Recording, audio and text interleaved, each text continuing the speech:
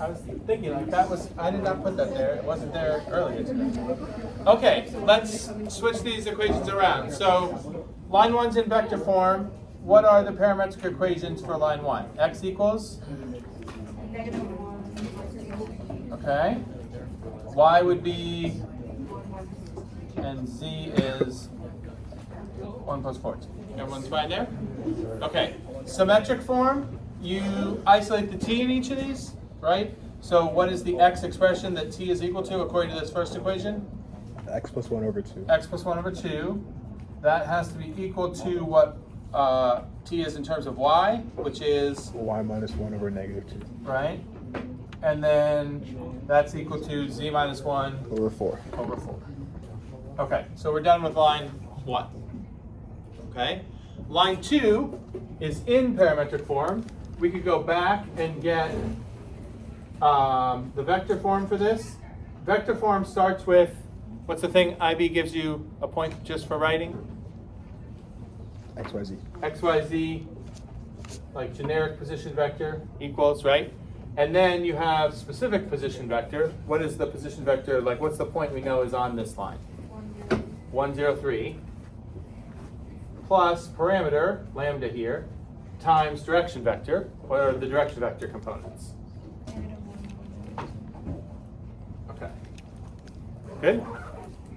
And then we can go back and get symmetric form by solving for lambdas here. So x minus 1 over negative 1 equals just y. Y is already lambda, which equals z minus 3 over negative 2. Is that fine? Okay, last one. We're in symmetric form. By the way, these parentheses aren't doing anything, just decorated, right? I don't know why I did that. No need for those. All right, we have to create a parameter. You can use whatever you want except not t or lambda since we're going to use these together. So it's up to you what you want to use. I used mu on when we use these problems in the notes. I'm going to have mu for my other parameter here. So I think let's go to vector form first. Vector form starts with x, y, z. Can you see what one point that is definitely on this line is?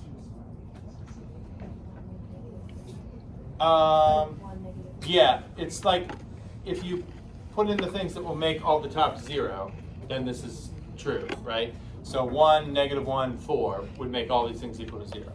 So 1, negative 1, 4 is a point on the line, so that works as a position vector. And then it's going to be plus some parameter like mu times the direction vector. All of these coefficients are 1, so we can read the direction vector off the bottom. So 2, negative 1, 3 works for that. Is that fine? And then if we have that, we can easily go to parametric form.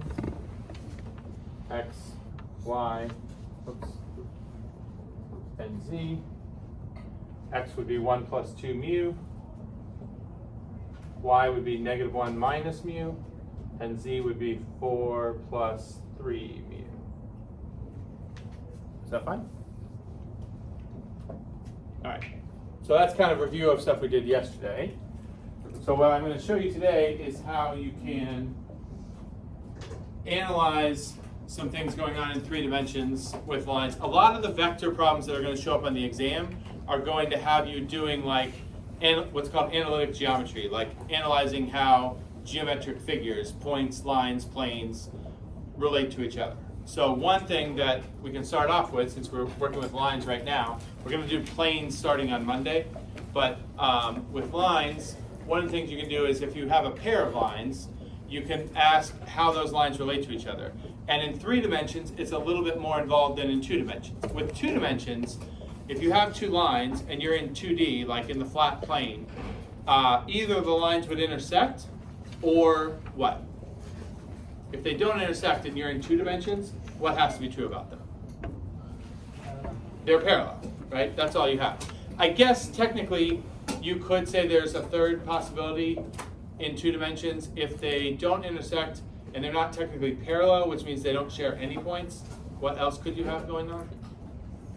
They could be 2 different representations of the same line. We would call those coinciding lines, right? Where the 2 equations don't actually represent 2 different lines. It's just 2 versions of the same line, and then they share all their points, right? Okay, if we stipulate that we are talking about distinct lines, and we go to 3 dimensions though, there is another possibility. If you have 2 different lines, you could say that they are not either parallel or intersecting. Do you know what the third choice is? It's not possible in 2 dimensions, but in 3 dimensions it is. Skew. Skew lines, okay? What is the difference between skew and the other 2? Or what does skew, if I say 2 lines are skew, do you have an idea of what that looks like? Maggie? Touching, but they're also not parallel. Right, okay, so how is that possible? How do you have a pair of lines that don't intersect, but are also not parallel? Because parallel lines don't intersect either, and parallel lines are different from skew lines. Like this. That's a good picture, okay? I was gonna say, can we find 2 lines in the classroom that would be examples of parallel or skew lines? So Maggie just did it with her fingers, but can we use like more of the room so we can, like in case you're not sitting right next to Maggie, can you identify a pair of lines in this room that are skew? Like her idea was good. She was kind of like doing this idea, right? So where are 2 lines in here that are doing that? We can use, like, look at all these lines that are built in. We have ceiling tile grid lines, we have floor tile grid lines, we have doors and windows, right? There's lots of lines in here. Give me a pair of skew lines. Which ones, James? Which ones are you pointing to? Like, okay, like this ceiling tile grid here? Yeah. But then if I pick another one here, those are parallel, not skew. No. So how about let's take this one right here. Give me something that doesn't intersect this, but is not parallel to it. Uh-huh. Oh wait, I was gonna do a different. Okay. I was gonna do Miles' upper leg and his water bottle. Okay, the water bottle as a line is kind of like as a- weird. as a- Like, okay, so we got like this vertical line Yeah. and this line going like yeah, this way. Yeah. Okay, okay. Not really making like maximum use of the room, but we can work with that, okay? What, what, can you tell me what is distinguishing like that pair of lines from these 2 lines, which we said are parallel? Like what do these lines have in common that the vertical line here and the horizontal line coming by on this side don't? There's something shared by those 2 lines that is not shared by these 2. Hadi? Those 2 are like within the same plane. Yes, and these 2 are not, Yeah. right? That's what distinguishes parallel from skew, okay? Parallel lines are lines that don't intersect, but are contained in the same plane. There is a plane that those 2 lines share. Like those 2 lines up there, what's the plane they share? The ceiling, okay? But this line here and the line that's running by, like down between these 2 rows, there is no plane that has that line and this line in it. Does that make sense? They don't share a plane. So if 2 lines don't intersect, but they don't share a plane, they're skew. If they don't intersect and they do share a plane, they're parallel, okay? And by the way, intersecting lines, if 2 lines intersect, they will automatically share a plane. There's always going to be one plane that will contain 2 lines if they intersect. Shreyans. So, do you mean that if 2 lines don't share a plane, one of the variables is 0? Like, as in... One of the variables, like up here? Yeah, and then one of them would be 0, while the other one would be 0 for another variable. Would that be a skew line? Well, okay, the variables aren't fixed though, right? Are you saying, when you say one of the variables is 0, do you mean one of the variables has to stay 0 the whole time? Yeah. Not necessarily. No. No. And that has to do with kind of like what angle the lines are moving at. You could have skew lines that are like horizontal and vertical lines, but you could also have like some line at an arbitrary slope that is skew with some other line at an arbitrary slope. So you don't have to fix any of those coordinates at any one place. Okay? So what I want to focus on today is if you're given the equations of 2 lines in any of these forms, how can you identify which category they belong to? Parallel, intersecting, or skew. Okay? So that's what we're going to start with. Okay? All right, the easiest of these 3 categories, parallel, intersecting, or skew, if you're looking at the equations, the easiest one to recognize is parallel. Okay? Because parallel lines, if the lines are going to be parallel, then the direction vectors of the lines have to be parallel too. And now I'm using the word parallel in both of the senses we talked about it before, right? I was saying that when you talk about parallel vectors, that's not exactly the same as parallel lines, But here I'm using parallel in both situations. I'm saying in order to have parallel lines, you would have to have parallel direction vectors. Direction vectors, any vectors that are parallel, we said means the vectors would be scalar multiples of each other. Okay? So if you have two lines and you identify their direction vectors, and one of those direction vectors is a scalar multiple of the other one, then you have the possibility of parallel lines. If the vectors are not scalar multiples, the lines can't be parallel. Okay? That still means they could be either of the other two categories, intersecting or skew. We'll deal with that later. But what you are looking for, if you're looking for parallel lines, is you're looking for lines whose direction vectors are scalar multiples of each other. Okay? Now, do you see in the 3 lines I gave you from the warm-up, are there 2 of them that have parallel direction vectors? Do you need to see the lines again? You don't, because you all wrote them down, right? I know. This is just redundant. The first and second one. First and second. Direction vector here is what? 2, -2. 2, -2, 4. And the direction vector for line 2 is -1, 1, -2. So what scalar can you multiply this direction vector by to get that one? -2. -2. Or -1/2 times this equals that, right? Works either way, obviously. Okay? So if those two direction vectors are scalar multiples of each other, then the lines could be parallel. Now I say could be because there is one other possibility. We were just talking about this in 2 dimensions. Just because the direction vectors are scalar multiples doesn't technically automatically say that what you're looking at are 2 parallel lines. What else could you be looking at? They could be 2 versions of the same line. So how could I tell that line 1 and line 2 are actually distinct from each other? Remember, these representations are not unique. So it's not like just because you see a different equation here than you do over here, that doesn't automatically mean the lines are different.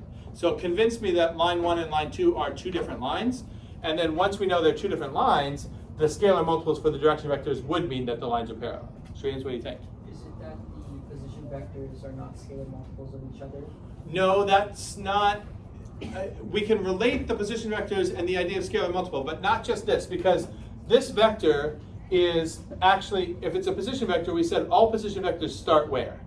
The origin. At the origin. So this is just the vector from the origin to some point on this line, and this is a vector from the origin again to some point on that line.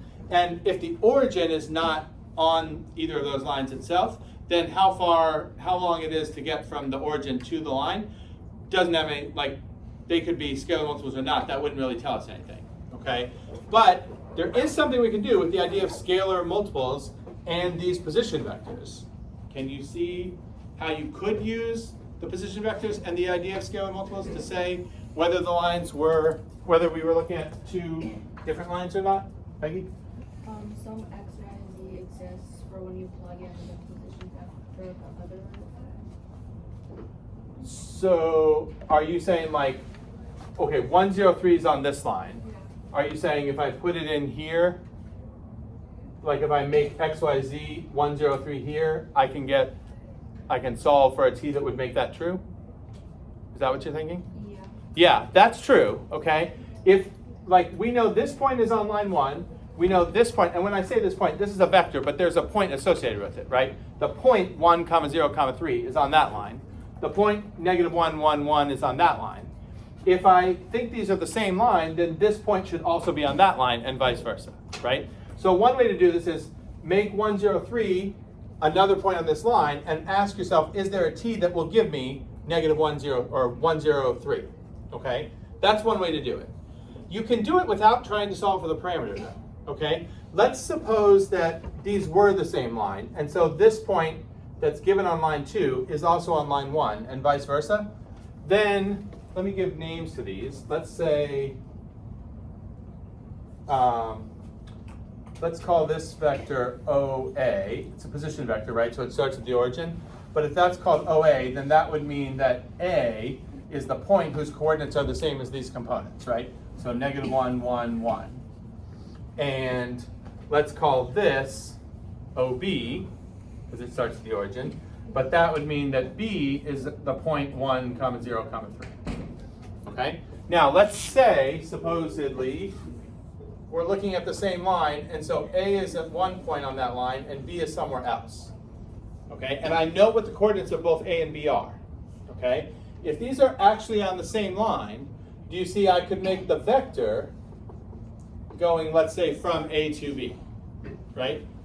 I could write down what that vector is right now, right? Because I know B's coordinates and I know A's coordinates. So what do you do with the coordinates? Subtract. Subtract. So we're going to take 1, 0, 3 and subtract negative 1, 1, 1, right? So that would be what? 2, negative 1, 2. Okay? If these are actually on the same line, what should you notice about this vector? It's a scalar of the thing. What's the thing? What's it called? Scalar vector. Scalar of the line's direction vector, right? And either one, because we're saying these two lines are potentially the same line, these direction vectors are already scalar multiples of each other. But if you connect any 2 points on the line, you should get a scalar multiple of the direction vector, right? But this vector is 2, negative 1, 2. And this direction vector is negative 1, 1, negative 2. So there's no scalar I can multiply that by to get this. Does that make sense? So that automatically shows these are two different lines. Does that make sense? Okay. So if we know they're different lines, and the direction vectors are scalar multiples of each other, then the lines have to be parallel, end of story. Nothing else to check. Does that make sense? Okay. Okay, so we dealt with that. We talked about how there are different lines. Okay, let's look at lines 2 and 3. So 2 and 3, notice the direction vectors are not scalar multiples, so parallel is out. That leaves skew or intersecting. What distinguishes skew from intersecting? What do intersecting lines have that skew lines don't? They share a point, right? So, yep. For the thing we just did, can Uh-huh. you also just plug the points into the symmetric equation to see if they're equal? Because isn't that like basically the same thing? Because you're doing x minus. Yep, you could do that too. Yep. Okay. All right, so what we're going to do to figure out if we know parallel is out and we need to figure out between intersecting and skew, we're going to look for a common point. Okay? Now, from the three forms, vector form, parametric form, symmetric form, do you guys remember from having done this either back in pre-cal or in MVC more recently, which form, vector, parametric, or symmetric, is most convenient when you're looking for a common point? Parametric. Parametric. You're going to use some of the parametric equations to create a system of equations. Okay, what you do is equate the expressions for two of the variables. You have x, y, and z. You don't need to use all three, you need to use two of them. Okay, so I'm going to equate the x's and the y's. Why do I need two of them? Can you see from how I set this up? If I only use one, what's the problem? Two variables, right? So we need two equations if we're going to solve for two variables. So it doesn't have to be x and y, but you have to pick two of them and set the x expression or the expressions for those two variables equal to each other. And then you just solve a regular system of equations using whatever, okay? What would be a convenient way to solve this one? This one's actually set up nicely to solve a couple different ways. If you look at that first, what occurs to you about how you would go about solving for either lambda or mu? You can add them. You could add down, Yeah. right? And you would get rid of the lambdas, and you would actually get a mu here, and you could solve for mu. It's also set up pretty nicely to do what? When that doesn't work conveniently, substitution. We already have lambda isolated here, so you could put that expression in for this lambda and solve for mu that way too. Okay, so whatever way you want to do that, it doesn't really matter. When you solve, you're going to get, oops, mu is 1, and once you have mu, you get lambda. Lambda is negative 2. Okay? Now, what is that telling me? It says in order for x and y to match on the two lines, you need mu to be 1, mu is the parameter for line 3, and you need lambda to be negative 2. That's the only way that the x and y coordinates will be the same. And if you have a common point, x, y, and z all have to be the same, right? So this is the only way to get x and y to match. Does this guarantee that I have a common point? Once I get the solution, do I know for sure that the lines meet at some point? What have I ignored up till now? Z, right? I made x and y match, but I've ignored z here, okay? So just because getting mu equals 1 and lambda equals negative 2 makes x and y match, I haven't used z at all, so there's no guarantee that the z's will match just because the x's and y's match. So what do you have to do now? Yeah, you check if mu is 1 in line 3 and lambda is -2 in line 2, check to see do the z coordinates match. And the reason I'm using z is because I used x and y to set up the system, right? So you can choose which two you want to use here, but you have to keep track of which ones you use so that you know which one you still have left to check when you have solved the system. So we'll do that now. Okay, when I put this, I think I messed up the subscripts here. We're using lines 2 and 3. So when lambda is -2, that's line 2. When I put -2 in for lambda in the z equation, I get 7. And when I put mu equals 1 into the equation for line 3, I also get 7. So that means not only did the x's and y's match, but the z's, which I'm checking now, also match. Make sense? Okay, so that means we do have a point of intersection, and therefore these lines intersect. So out of parallel, intersecting, and skew, these two are intersecting. Okay, this kind of question comes up a lot on the exam, and if this was given to you and they gave you the two equations and they said determine whether these lines are parallel, intersecting, or skew, and you had done all this work and you can now say the lines intersect, what do you think is going to be very likely the next question they would ask you? What's that? Before that. Like, immediate question that would follow. If you just said, yes, these lines intersect, where do they intersect, right? What's the point of intersection, okay? Do we have that yet? We have like a third of it, right? We know the lines intersect at something, something, 7, but we never found the x and the y. We found the parameters that will make the lines intersect, but we never actually plugged in to get the x and the y. So you could do either one, right? Just don't mix up the parameters. Mu equals 1 is for line 3. Lambda equals -2 is for line 2. That's why you want different names for the parameters, right? And then you plug in to find the x and y coordinates. In this case, it comes out to x is 3 and y is -2. We already knew z was 7, so the point of intersection is 3, -2, 7. Everybody okay there? All right. Now, look at how nice a job I did on my warm-up. I have 3 lines. Lines 1 and 2 were parallel. Lines 2 and 3 were intersecting. There's one pair remaining, one category remaining. I wonder what lines 1 and 3 might turn out to be. Skew. Maybe they're skew. I don't know. No spoilers. Okay, let's show their skew. Okay, so there's no direct test for skew. What you do for skew is you rule out the other two cases, parallel and intersecting, okay? It's much easier to rule out parallel than it is intersecting. And so I'm going to give you some advice that I have acquired from having done this with groups like you guys for many years in a row now. If you go right to what we just did, looking like the way to rule out intersecting is you do that whole system of equations thing we just did and look for a common point, and you end up with like the z's don't match, right? Something like that. That will tell you you don't have a point of intersection. And I have seen many times people go through that process. It takes a couple minutes, right, to go through the whole thing. They go through and they say, oh, there's no point of intersection, therefore the lines are skewed. What's the logical problem with that? Right, parallel lines don't intersect either. So if all you do is find that they don't have a point in common, that leaves you with 2 possibilities, skew or parallel, right? Ruling out parallel is much faster, right? How can we quickly tell that the lines are not going to be parallel? Like for lines 1 and 3 here, how would we know that the lines are not parallel? You just look at what is the scalar multiple thing you're looking at? The direction vectors, right. So that's what I would recommend strongly. Do that first. It's quick, and you're actually very likely to forget to do this if you go right to the intersecting piece first, okay? So all you have to do to rule out parallel is identify the 2 direction vectors. That's 2, -2, 4 for line 1 and 2, -1, 3 for line 3. And just say, these aren't scalar multiples of each other. So the lines can't be parallel, okay? And then you move on to looking for the point of intersection. So we would do that the same way we did before.